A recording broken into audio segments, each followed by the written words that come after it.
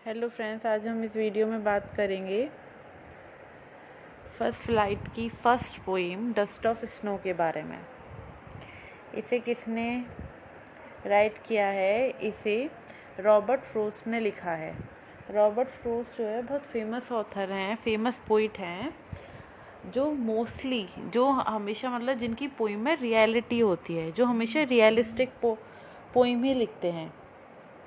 उनकी poem mostly sadness, sorrow, grief से भरी हुई होती हैं, या हैप्पीनेस, आपकी हैप्पीनेस, जेलसी, मतलब रियलिटी के ऊपर कि आजकल क्या रियलिटी है, हमारी लाइफ में क्या दुख है या क्या अच्छी चीज़ें चल रही हैं। तो वो चीज़ नॉर्मल कुछ ऐसा, मतलब उनकी में कल्पनाएं नहीं होती, इमेजिनेशन नहीं होती, रियलिटी होती है इनकी स्टोरी में।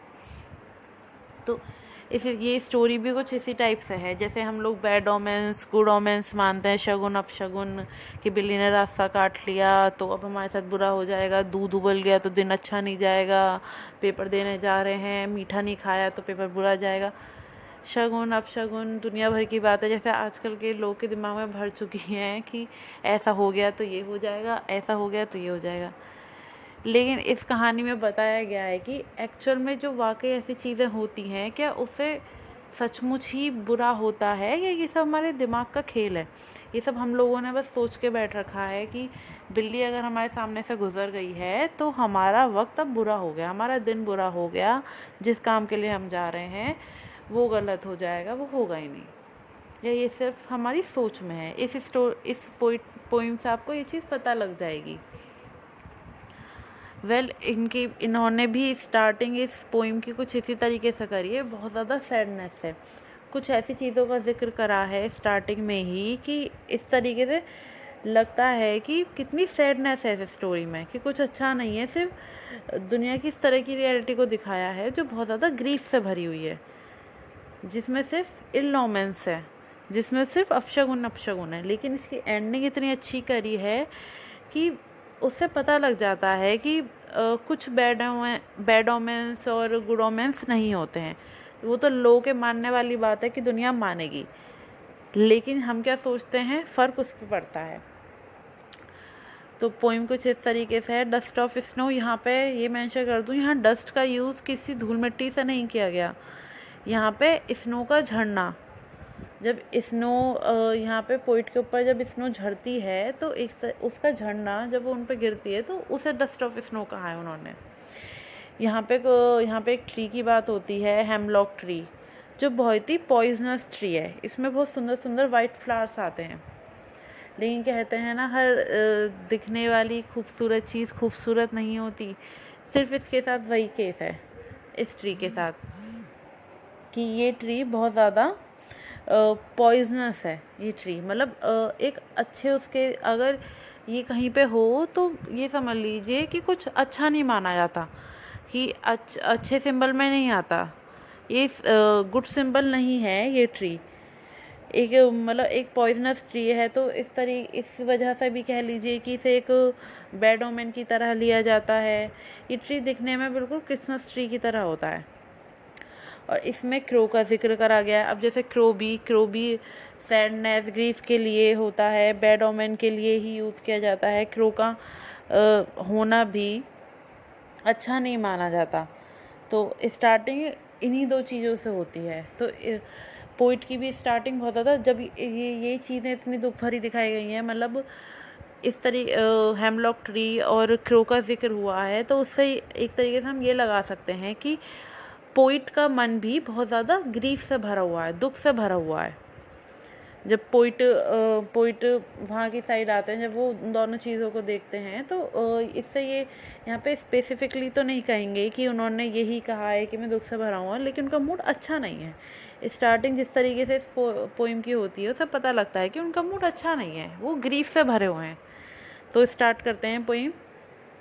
The way a crow shook down on me the dust of snow from a hemlock tree. Shook down मतलब शेक करना। उस ट्री है, यहाँ पे एक हेमलॉक ट्री होता है, हेमलॉक ट्री के ऊपर क्रो बैठा होता है। अब क्रो एकदम से आके बैठ जाता है उस ट्री पर, अब वो क्रो जो है एकदम से ट्री पर आकर बैठ जाता है या पहले से ही बैठा हुआ होता है, क्योंकि विंटर का टाइम दिखाया है। जब उस पर स्नो, पूरे पे स्नो जब स्नो से कवर है ट्री, तो ऑब्वियस सी बात है विंटर्स हैं, तो वो उस वजह से क्रो शिवर कर रहा होता है, शिवरिंग की वजह से उस पर स्नो आके गिरती है। ये सब यहाँ पे स्पेसिफाई नहीं किया गया है, एग्जैक्टली नहीं बताया गया कि क्रो कर क्या रहा था उस ट्री पे, या एकदम से आकर बैठा या वहाँ से जा रहा था, उस पर बैठने के बाद ट्री से जा रहा था, या किस तरीके से, किस पोजीशन में था क्रो जो उसके ऊपर आके स्नो गिरी। ये पोजीशन स्पेसिफाई नहीं है यहाँ पर। तो इस तरीके से होता है कि वो भी पोइट जो हैं उस ट्री के पास ही होते हैं। अब वो उनकी भी एक तरीके से स्पेसिफाई नहीं करी कि वो कहीं से चल कर आ रहे होते हैं, या वो जिस तरीके से ग्रीफ से भरे हुए होते हैं तो वो मरना चाह रहे होते हैं कि सुसाइड करने के लिए जा रहे हैं, या कोई बात होती है कि सोचते सोचते एकदम से उस ट्री के पास रुक गए। क्या सोच के रुके या किस वजह से रुके वो यहाँ स्पेसिफाई नहीं है, लेकिन वो उस ट्री के पास होते हैं। तो एकदम से क्रो जो है वहाँ पे क्रो की वजह से जो डस्ट है वो शूक करके, मतलब हिल के शेक करके उनके ऊपर गिर जाती है। उसकी जितनी भी स्नो उस हेमलॉक ट्री से उनके ऊपर गिर जाती है। तो उनके शोल्डर पे, उनके हेड पे, या वो स्पेसिफाई नहीं करा किस किस जगह, लेकिन जिस तरीके से अगर वो बिल्कुल नीचे खड़े हैं उस ट्री के, तो ऑब्वियसली बात है हेड शोल्डर सब पे आई होगी। तो उनके ऊपर आके वो गिर जाती है स्नो। जिस तरीके से हेमलॉक ट्री को एक सैडनेस और ग्रीफ का सिग्निफायर है, उसे एक तरीके से सिंबल है सैडनेस का, और क्रो भी सैडनेस ग्रीफ का सिंबल है। तो उनका एक तरीके से मूड ऑलरेडी ख़राब होता है, ऊपर से ये दो चीज़ें उन्हें दिख गई, और फिर उस पर स्नो भी झाड़ देता है वो क्रो। तो आगे की सिचुएशन में क्या होता है, has given my heart a change of mood and saved some part of a day I had rued का मतलब होता है हेड इन रेग्रेट, मतलब कोई रेग्रेशन उनके अंदर रहा होगा तो वो चीज़ ख़त्म हो जाती है। जैसे ही वो स्नो उनके ऊपर आके गिरती है तो जो उनका मूड है सडनली चेंज हो जाता है। Has given my heart a change of mood, मतलब मेरे हार्ट में जो भी सिचुएशन चल रही थी उसमें एकदम से चेंज आ जाता है। जो भी मेरे अंदर रेग्रेशन होते हैं, सब कुछ होता है, वो ख़त्म हो जाता है।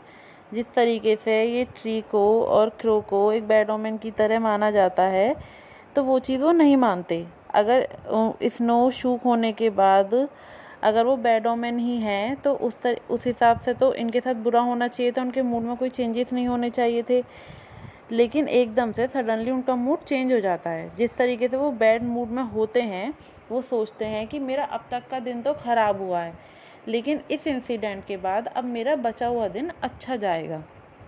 मतलब उनके लिए जितनी भी नेगेटिव रेफरेंसेस थी क्रो को लेकर या हेमलॉक ट्री को लेकर, वो सारी ख़त्म हो जाती हैं।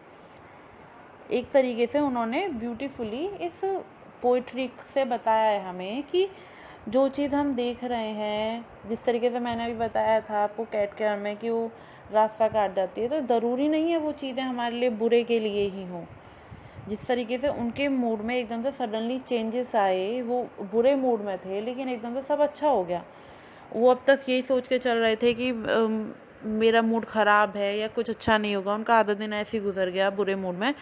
उस क्रो के स्नो झाड़ने के बाद, डस्ट ऑफ स्नो उनके गिरने के बाद उनके मूड में सडनली चेंजेस आए और उनका मूड एकदम से ठीक हो गया, और अब उन्होंने सोचा कि अब बाकी का दिन तो मेरा और अच्छा जाएगा, और इसके लिए उन्होंने एक तरीके से कहा जाए तो बहुत खुश हो गए थे, बहुत हैप्पीनेस आ गई थी उनके अंदर।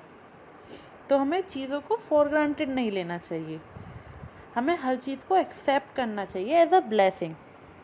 नेचर ने उन्हें चूज़ किया है, क्रो है, ट्री है, हमने तो नहीं उन्हें एक तरीके से हमने तो उन्हें जन्म नहीं दिया, या हमारी वजह से तो वो नहीं है, ये एज अ नेचर गिफ्ट है। तो हमें उन्हें एक्सेप्ट करना चाहिए, उन्हें उनसे ब्लेस्ड होना चाहिए, ना कि उन्हें एक बैड सिंबल मान के लाइफ का दुखी रहना चाहिए, तो वो चीज़ नहीं होनी चाहिए। तो इसमें ब्यूटीफुली इस पोइट्री के द्वारा, इस पोइम के द्वारा उन्होंने इतनी अच्छी बात कही है।